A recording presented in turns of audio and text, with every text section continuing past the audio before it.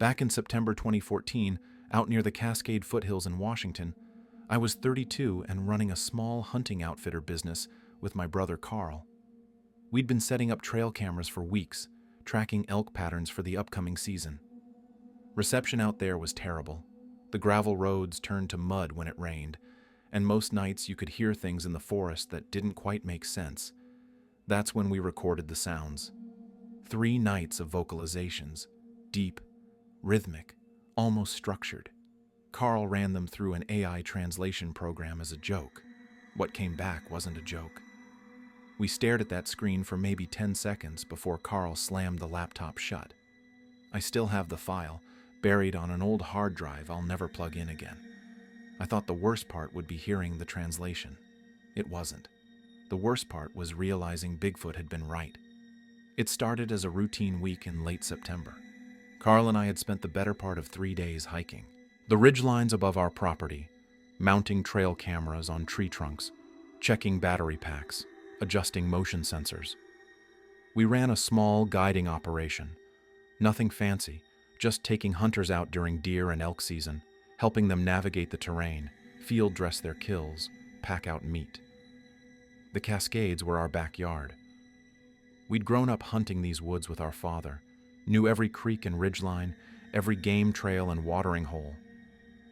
Carl handled the tech side, cameras, GPS units, weather tracking, while I managed the clients and the logistics.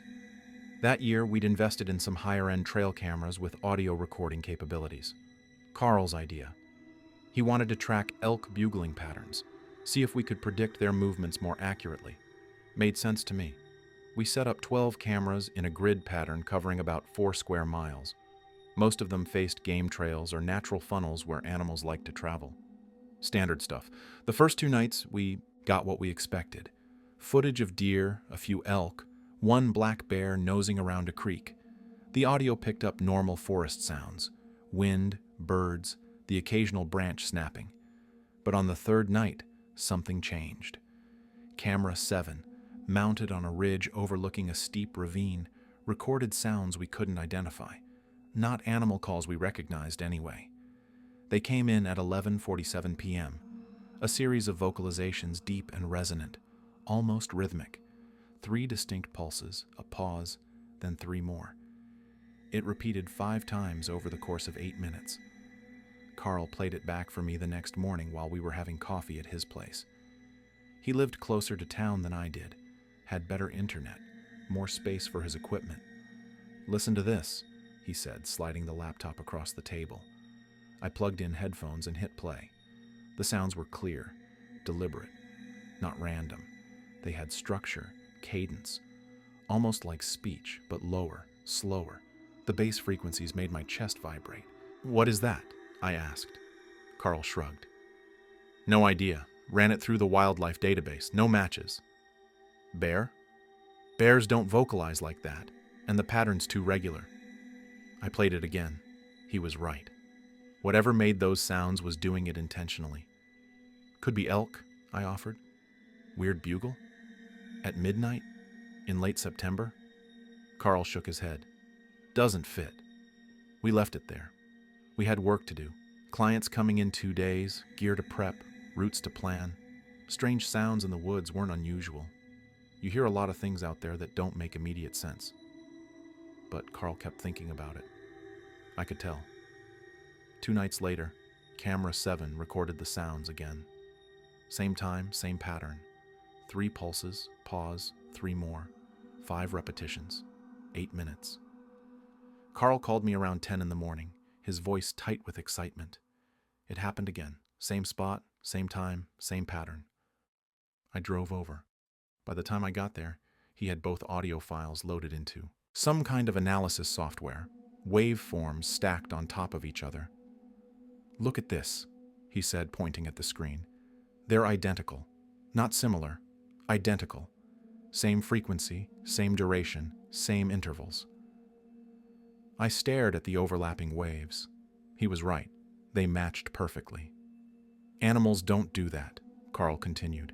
"Even bird calls have variation. But this is exact."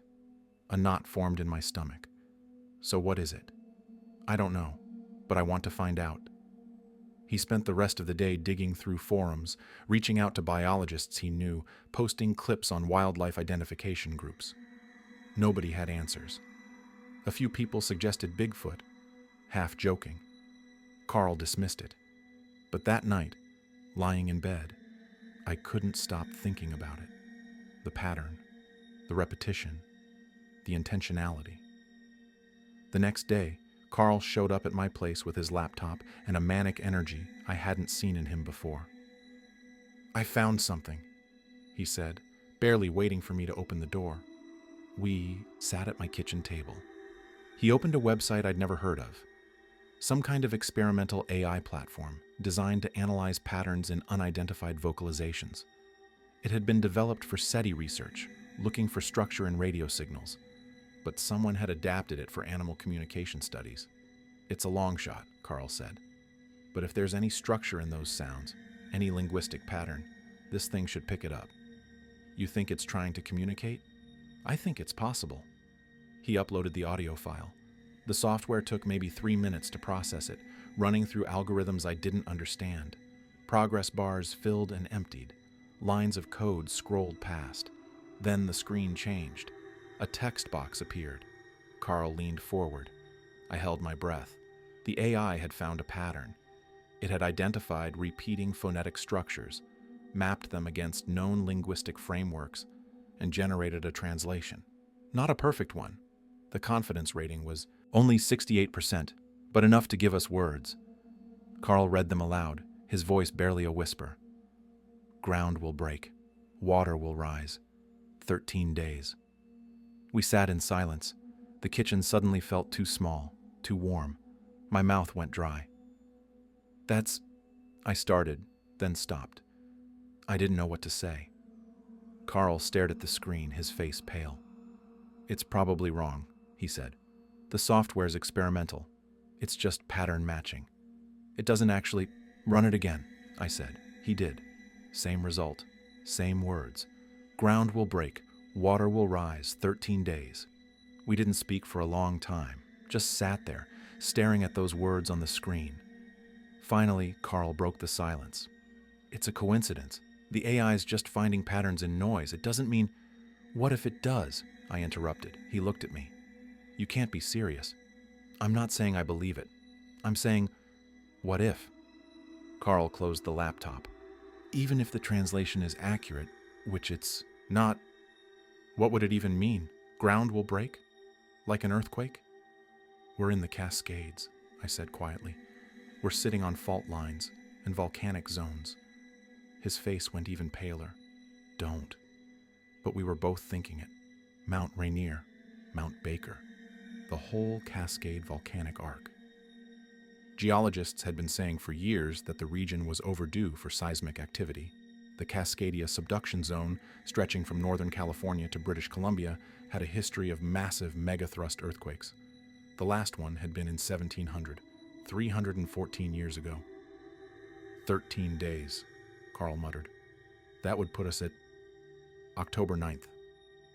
I grabbed my phone and started searching. News sites, USGS reports, seismic monitoring data. Nothing unusual. No warnings, no elevated activity, no alerts. "There's nothing," I said, showing him the screen. "No earthquakes predicted, no volcanic activity, nothing." "Exactly. Because this is insane." Carl stood up, pacing the kitchen. "We're sitting here seriously discussing whether Bigfoot, is warning us about an earthquake based on an AI translation that's probably complete garbage." He was right. It sounded insane when you said it out loud, but I couldn't shake the feeling, the pattern, the repetition, the deliberateness. What if we're wrong? I asked. What if it's real and we ignore it? What if it's not real and we don't ignore it? What do we do? Call the sheriff? Tell him Bigfoot's predicting earthquakes? They'd laugh us out of the county. I didn't have an answer for that. Carl sat back down, rubbing his face. Let's think about this logically. Even if, and this is a massive if, even if something out there is capable of making those sounds and they do translate to a warning, how would it know? How would Bigfoot, a creature most people don't even believe exists, know about geological events 13 days in advance. Animals sense earthquakes, I said. Dogs, birds, elephants. They all act strange before seismic events. Hours before. Maybe a day or two. Not 13 days. He had a point, but something in my gut wouldn't let it go. We spent the next hour running through scenarios, most of them absurd. Maybe the AI was malfunctioning. Maybe we'd stumbled onto some elaborate hoax. Maybe there was a perfectly rational explanation we hadn't thought of yet. But when Carl left that evening, laptop tucked under his arm, I saw the fear in his eyes. The same fear I felt. Because what if it wasn't a hoax? What if Bigfoot was trying to warn us? And what if we only had 13 days? I didn't sleep that night. I kept thinking about the words. Ground will break. Water will rise. By 6 a.m., I was back on my computer, searching for anything that might explain what we'd heard. Earthquake predictions, volcanic forecasts, dam safety reports, geological surveys. I found nothing alarming. The Pacific Northwest was seismically active, sure, but there were no current warnings. Carl called around noon. I'm going back out there. To the camera? Yeah, I want to record more, see if it happens again. When? Tonight. You coming? I hesitated. Part of me wanted to forget the whole thing, write it off as a weird coincidence and move on. But the other part, the part that had spent all night staring at seismic maps, needed to know. I'll meet you there at 9, I said. We hiked up to Camera 7 just before sunset, carrying extra recording equipment and a thermos of coffee. The forest was quiet, unnaturally so. No birds, no wind, just a heavy silence that pressed against my eardrums. Carl set up the equipment while I scanned the tree line. The ridge overlooked a ravine thick with old-growth cedar and Douglas fir. Good cover, good shelter. If something was living out here, this is where it would be. Ready, Carl said, checking his watch. 11:47 is when it happened before. If the pattern holds, we'll hear it in about 3 hours. We waited. The temperature dropped, and I could see my breath in the moonlight. Carl kept checking the audio levels, adjusting the gain, making sure everything was recording properly. At 11:39, the forest went completely silent. I noticed it first. The ambient hum of insects, the distant rustle of nocturnal animals, all of it stopped, like someone had hit a mute button. Carl noticed too. He looked at me, eyes wide. At 11:47, the sounds came. Closer this time, much closer. 3 deep pulses, resonant and powerful, vibrating through the ground beneath us. Then silence. Then 3 more. I felt them in my chest, in my bones. Carl's hand was shaking as he monitored the recording levels. The pattern repeated 5 times, exactly like before, 8 minutes total. Then silence. We didn't move, didn't speak, just sat there in the dark, barely breathing. After 10 minutes, Carl whispered, "Did you feel that?" I nodded. What was it? I don't know, but it wasn't just sound. It was pressure, like being near a subwoofer. We packed up the equipment and hiked back to the truck without speaking. My legs felt weak, unsteady. My heart was pounding so hard I thought I might pass out. When we got back to Carl's place, he uploaded the new audio immediately. His hands were still shaking. The AI took 4 minutes this time. When the translation appeared, Carl actually gasped. Same message, but with an addition. Ground will break, water will rise. 13 days, leave now. Carl slammed the laptop shut so hard I thought he might crack the screen. That's it, he said. I'm done. We're done. Carl, no. His voice was sharp, almost panicked. We're not doing this. We're not opening that thing again. But we both knew it was too late. We'd already heard the warning. I went home that night, but I couldn't stop thinking about it. Leave now. The addition was specific, urgent. Like whatever was out there knew we'd come back. Knew we were listening. Around 3 a.m., I gave up on sleep and started packing. Not everything. Just essentials. Water, canned food, first aid kit, weather radio, batteries.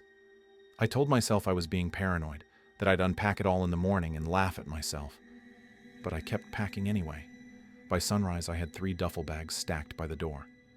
Carl called at 7:15. I'm buying supplies. What kind of supplies? Food, water, batteries. I'm heading to Costco in Bellingham. You want anything? So he'd spent the night packing too. Get extra water, I said. And batteries, lots of batteries. Already on the list.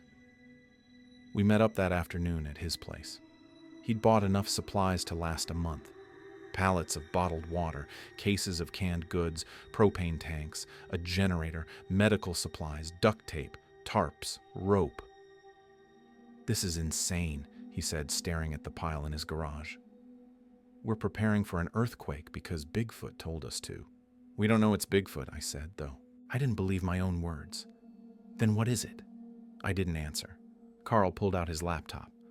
I ran the audio through 3 more analysis programs, different algorithms, different frameworks. They all came back with variations of the same message. He showed me the results. One said, "Earth breaks, water comes, leave soon." Another said, "Ground opens, flood rises, go now." The third was less clear, but contained the same core elements. Geological catastrophe, water, urgency.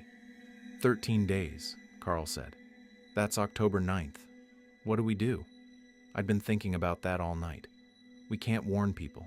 They'd think we're crazy. We are crazy. Maybe. But what if we're not? Carl closed the laptop and looked at me. Really looked at me. You think this is real. I think something's real. I don't know what. But those sounds, that pattern, it's not random. So what do we do? I took a deep breath. We prepare, quietly. We get our families somewhere safe. We don't tell anyone why. And we wait. And if nothing happens? Then we look like idiots. But we'll be alive. Carl nodded slowly. My wife's going to think I've lost my mind. Tell her it's a camping trip, an emergency preparedness drill, anything. Over the next 3 days, we worked in secret. Carl started building a shelter in his basement, reinforced walls, emergency supplies, water filtration. I did the same at my place, converting the root cellar into something that could withstand seismic activity. We didn't talk about it with anyone else, didn't post online, didn't call the authorities, didn't tell our friends. We just prepared. On day 7, the sounds came again. Camera 7 recorded the same pattern, but this time with a new addition. Carl played it for me over the phone. I could hear the fear in his voice. 6 days. Leave now. Last warning. The AI's confidence rating had jumped to 82%. We weren't crazy. Something out there was counting down, and we were running out of time. By day 8, I'd moved my ex-wife and kids to her sister's place in Spokane. Told her I was doing emergency repairs on the house, that it wasn't safe for them to be there. She didn't believe me, but she went. Carl evacuated his wife and daughter to Portland. Same excuse. House repairs, contractor work. Better safe than sorry. Neither of them bought it, but what could we tell them? The truth? That we'd translated Bigfoot vocalizations with an AI, and it was predicting a catastrophic earthquake? We'd sound insane. That night, Carl came over with his laptop and a bottle of whiskey. We sat at my kitchen table, not speaking, just drinking and staring at the pile of emergency supplies I'd stacked in the corner. I've been researching Cascadia, Carl finally said. The subduction zone. Last major quake was 1700, magnitude 9.0. Tsunami wiped out coastal communities. The geological record shows it happens every 300 to 500 years. We're at 314 years, I said, quietly. Yeah. Do you think that's what this is? Carl took a long drink. I think something knows. Something that lives in these mountains that's been here longer than we have. And I think it's trying to warn us. Bigfoot, I said. The word felt strange in my mouth. Bigfoot, Carl echoed. We sat with that for a while. Then Carl opened his laptop. Don't, I said.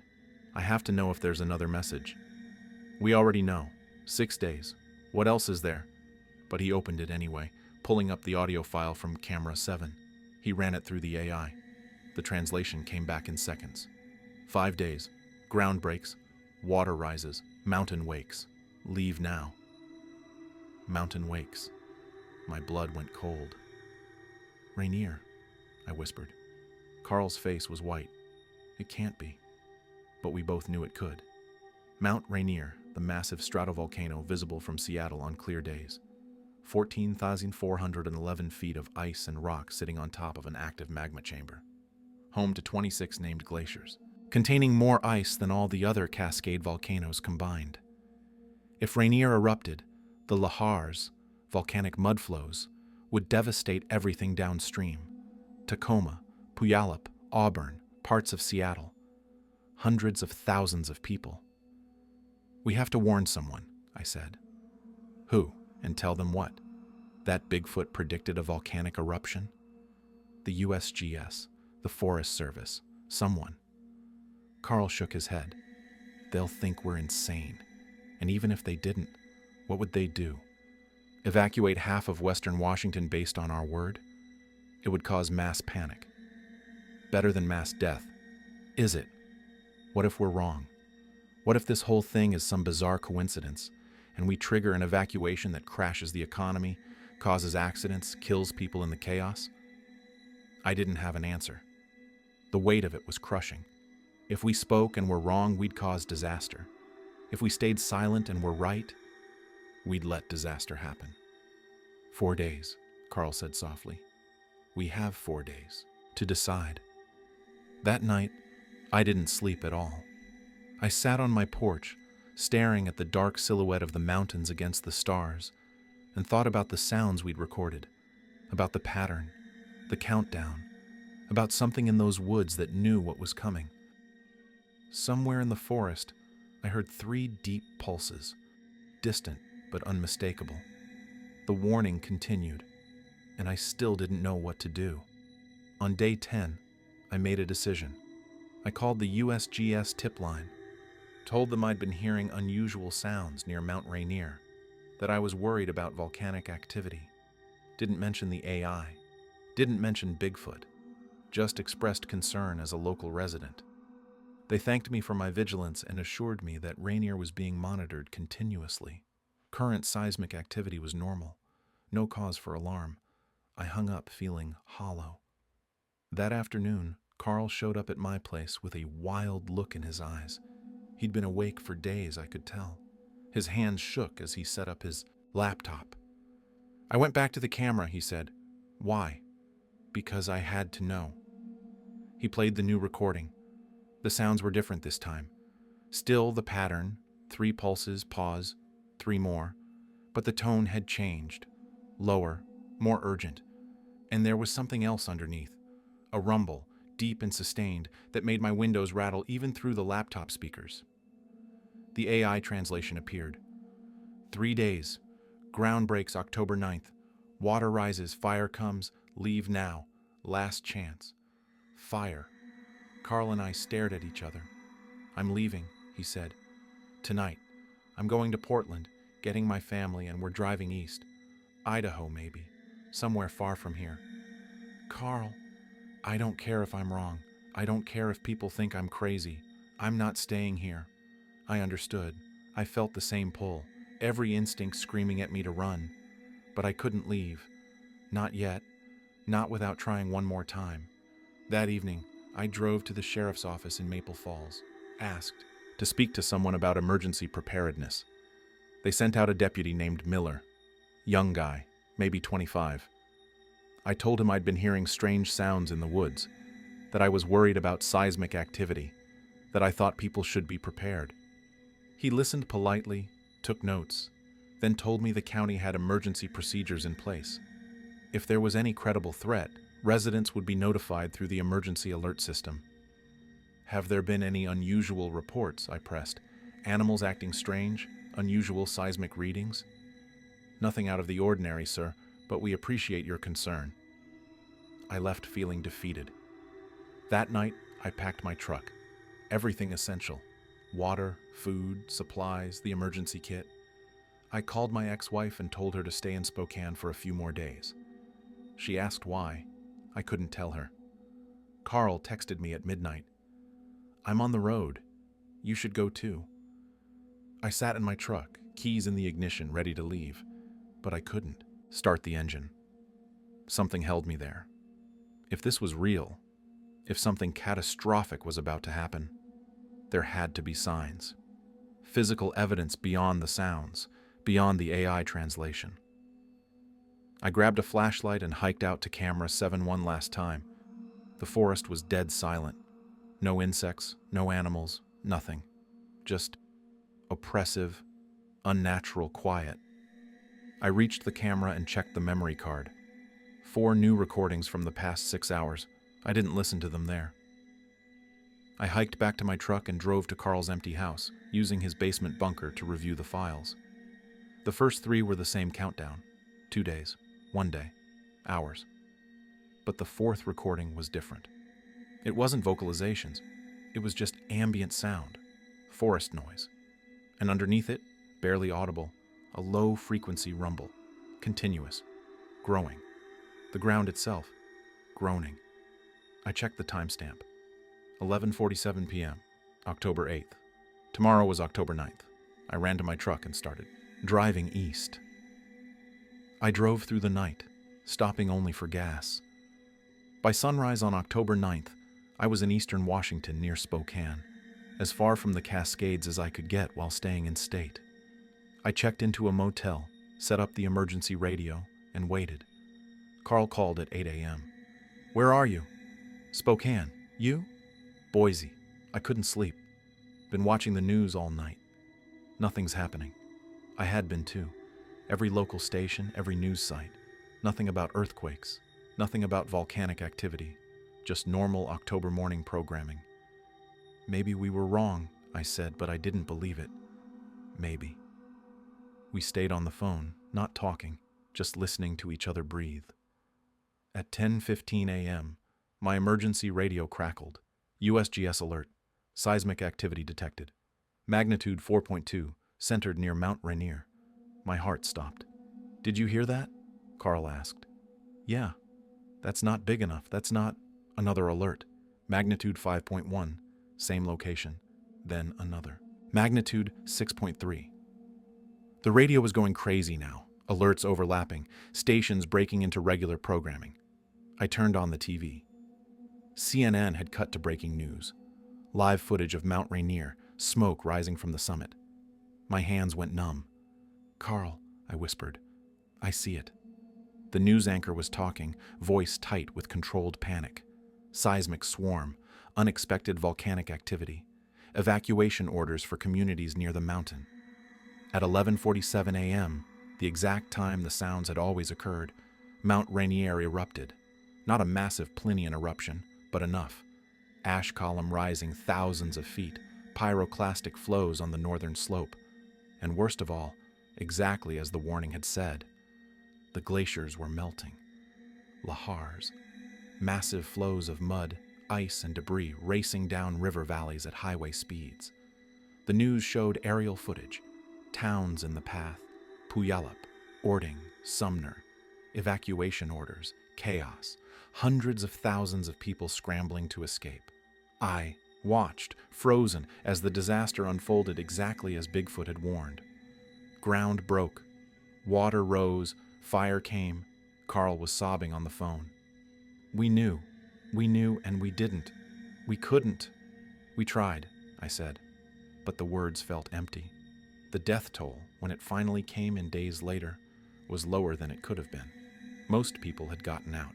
The eruption wasn't as catastrophic as the worst-case scenarios, but lives were lost, communities destroyed. And Carl and I knew. We'd been warned 13 days in advance by something in the woods that shouldn't exist, something that had tried to save us.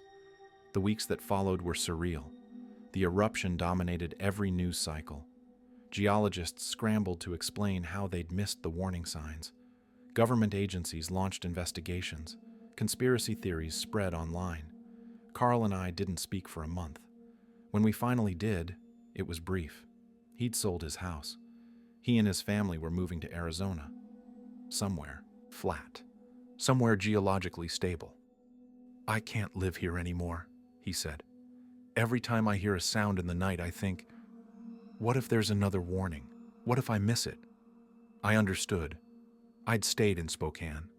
My house near the Cascades was fine, far enough from Rainier to avoid damage, but I couldn't go back. Every time I thought about those woods, about Camera 7, about the sounds, I felt sick. "Did you keep the recordings?" I asked. Silence on the other end. Then, "I deleted everything." "Why?" "Because if people knew, if anyone found out we had advanced warning and didn't share it." He didn't finish. He didn't have to. We'd made a choice, maybe the wrong one.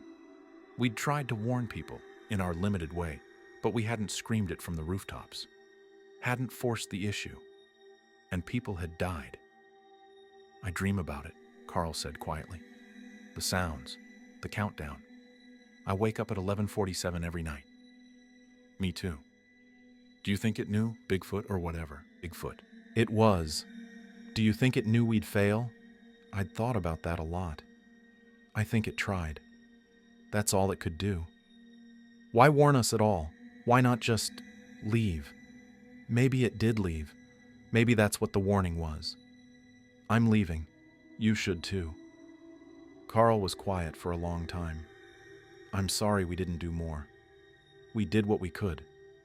But that wasn't true, and we both knew it. After we hung up, I sat in the motel room. I'd been living in motels for weeks, couldn't bring myself to find a permanent place, and thought about the choice I'd made.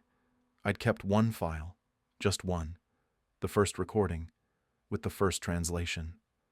"Ground will break, water will rise, 13 days.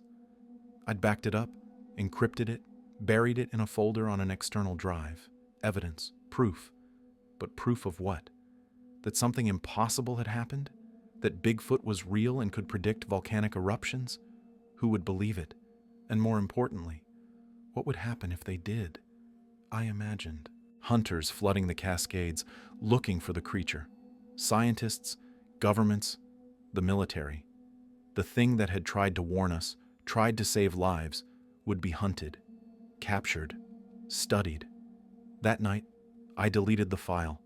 All of it. The audio, the translations, the analysis, everything.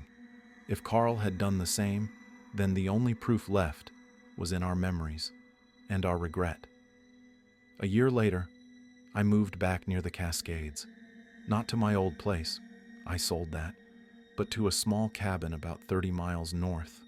Different area, different woods, but still the mountains. I couldn't explain it. After everything, I should have run, should have moved to Kansas or Florida or anywhere flat and geologically dead. But I didn't. I think part of me needed to be close, to the place where it happened, to the forests where something impossible had tried to save us. I didn't set up trail cameras, didn't go looking. I just lived quietly, worked remotely, kept to myself. But sometimes, late at night, I'd sit on the porch and listen. The woods were different now, quieter maybe. Or maybe I just heard them differently. On October 9th, 2015, exactly 1 year after the eruption, I heard 3 knocks. Distant, soft, but unmistakable. I stood up, my heart racing, looked toward the tree line. Nothing moved. The forest was still, but the knocks came again, 3 pulses, slow and deliberate. I walked to the edge of my property, flashlight in hand. "I'm listening," I said aloud, feeling foolish. The woods went silent. Then, faint and far away, I heard it. Not knocks this time, a vocalization. Low, resonant, almost mournful. It lasted maybe 5 seconds, then stopped. I stood there for an hour, waiting for more, but nothing came. The next morning, I found a stack of stones on my porch.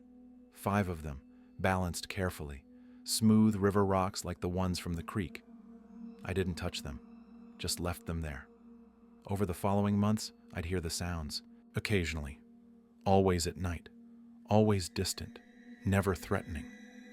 I started leaving things, food mostly, apples, dried meat, honey. I'd set them at the tree line, and by morning they'd be gone. I never saw him. Whatever it was. But I knew it was there. One night, 6 months after I'd moved back, I was sitting on the porch when I heard footsteps. Heavy, slow, deliberate. I didn't move, just sat there, barely breathing. A shape emerged from the trees. Tall, impossibly tall, broad-shouldered, covered in dark hair. It stood at the edge of the clearing, maybe 50 feet away. We looked at each other. I don't know how long. Time felt strange. Then I spoke. "Thank you," I said quietly, "for the warning. I'm sorry we didn't do better." It didn't move, just stood there, watching. "I won't tell anyone," I continued, "about you, about what you did. You're safe here." The creature tilted its head slightly. Then slowly it raised one hand. Not a wave, just an acknowledgement. And then it turned and walked back into the forest. I sat there until sunrise, shaking. That was 3 years ago. I still live here, still hear the sounds sometimes, still leave offerings, and I keep the secret. Because Bigfoot saved lives. Not everyone, we couldn't save everyone, but more than would have survived without the warning. And for that, I owe it protection, silence, safety, whatever it needs. Carl never came back to Washington. Last I heard, he's doing well in Arizona. Wife, kid, normal life. We don't talk about what happened. When we do speak, birthdays, holidays, we keep it light. But I know he thinks about it. Same as I do. The eruption changed everything. USGS updated their monitoring systems. Early warning protocols were revised. The Pacific Northwest is better prepared now, but they still don't know how close they came. 13 days. We had 13 days of advance warning from something that shouldn't exist. I've thought a lot about why. Why warn us? What did it gain? Maybe nothing. Maybe it was just kindness, compassion, the kind of thing one intelligent being does for another. Or maybe it wasn't just about us. Maybe it was warning its own kind too. Maybe there's a whole population out there living in the deep woods, and they needed to evacuate just like we did. I'll never know. What I do know is that science doesn't have all the answers. There are things in these mountains, old things, intelligent things, that we don't understand. And maybe that's okay. Maybe some mysteries are meant to stay mysteries. I think about the people who died, the ones we couldn't save, even with the warning, their families, the communities that were destroyed. And I wonder if we made the right choice, staying silent. Could we have convinced someone? Could we have pushed harder, made more noise, forced authorities to take it seriously? Maybe. Probably not. But maybe. That's what keeps me up at night. Not the sounds, not the creature, but the question of whether we could have done more. Carl struggles with it too. I can hear it in his voice when we talk, the guilt that never quite goes away. We had knowledge, advance warning, and we didn't know how to use it. I've written this all down, not to publish, not to share, just to have a record, something true. If another warning comes, and I think it might, someday, maybe whoever finds this will know what to do, how to listen, how to act, how to save more lives than we did. Because I believe the warnings will continue. The earth is waking up. The Cascades, Yellowstone, the San Andreas, all the sleeping giants that we've built our cities on top of. And something out there knows, something that's been here longer than us, that understands the language of stone and magma and time. Bigfoot. I'm not afraid to say it anymore. Bigfoot tried to warn us, and when the next disaster comes, and it will come, I hope someone's listening. I'm writing this in October 2024, 10 years since the first recording, 10 years since we heard the countdown and didn't know what to do with it. The sounds haven't stopped. I hear them maybe once a month now, always the same pattern. 3 pulses, pause, 3 more. But no more warnings, no more countdowns, just presence, acknowledgement. I'm older now. Grayer. The woods feel different. Or maybe I'm the one who's different. Last week, I found something new on my porch. Not stones or feathers this time. A piece of bark with marks carved into it. Deep gouges, deliberate. 3 sets of 3 lines. 9 total. A countdown. My blood went cold. I checked the USGS data. Seismic activity in the Cascades has been elevated for months. Nothing alarming, they say. Just normal fluctuations. But I know better. 9 days. I called Carl. First time in 2 years. He answered on the 3rd ring. "It's happening again," I said. Silence. Then, "You're sure?" 9 days. Same. Pattern. "What are you going to do?" I didn't answer right away. I've thought about this moment for 10 years. Planned it. Rehearsed it. Imagined every scenario. "I'm going to warn people," I said. "Really warn them this time. I don't care if they believe me. They'll think you're crazy. Let them." That was 3 days ago. I've spent the time reaching out to news stations, to geologists, to emergency management. Most don't respond. The ones who do think I'm a crank. But I keep trying, because I can't live with the guilt again. Can't watch another disaster unfold, knowing I could have screamed louder.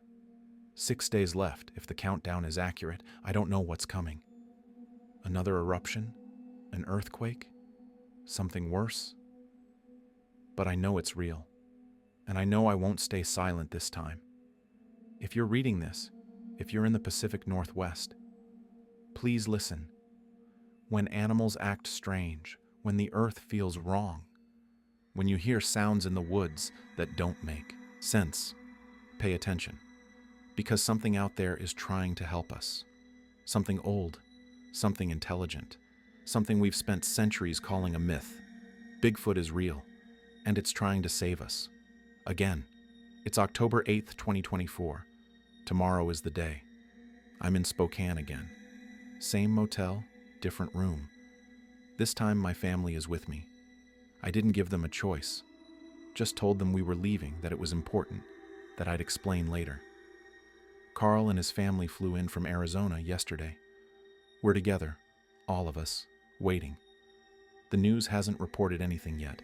No warnings, no alerts.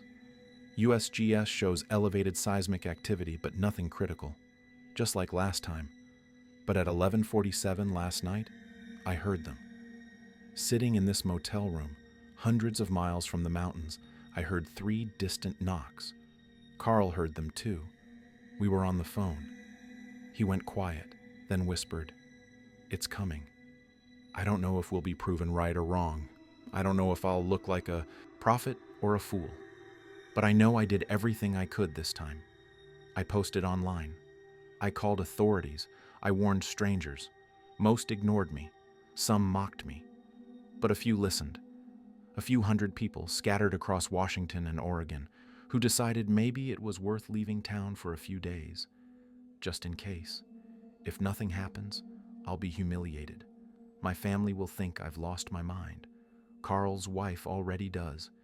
But if something does happen, if the ground breaks, if the water rises, then those few hundred people will be safe. And maybe that's enough. It's 3 a.m. now. Can't sleep. Keep checking the news, the seismic monitors, the emergency radio. Nothing yet. Carl's awake too. We've been texting. "Whatever happens," he wrote, "we tried." "We did," I replied. "The file is backed up. This account, this whole story, saved in multiple places. If I'm wrong, if nothing happens, I'll delete it all and disappear. But if I'm right, then maybe someone else will listen. Next time. Maybe the warnings won't be ignored. Maybe Bigfoot won't have to watch us die." Outside, the sky is starting to lighten. Dawn on October 9th. I'm listening, waiting, and hoping that this time we got it right.